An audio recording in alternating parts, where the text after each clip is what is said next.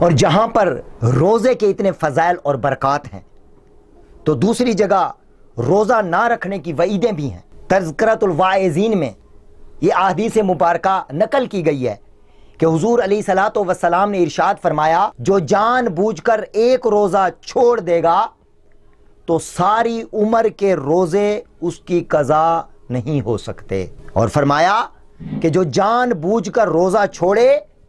اس کو 9 لاکھ سال جہنم کی آگ میں جلایا جائے گا۔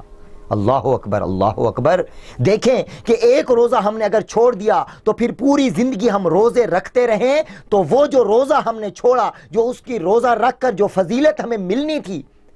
پوری عمر کے روزے اس کی قضا نہیں بن سکتے، اور پھر جو روزہ چھوڑ دے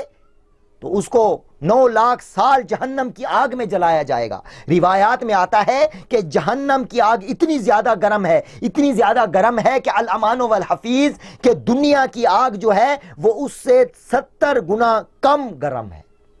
یعنی کہ دنیا کی آگ جو گرم ہے اس کی تپش بھی ہم برداشت نہیں کر سکتے۔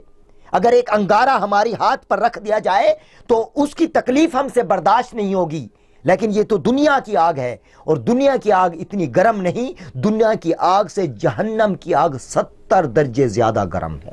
تو اللہ تبارک و تعالی ہمیں خوب خوب عبادت کر کے اپنے رب کو راضی کرنے اور جہنم سے پناہ عطا فرمائے، اور خوب خوب نیکیاں کرنے کی توفیق عطا فرمائے۔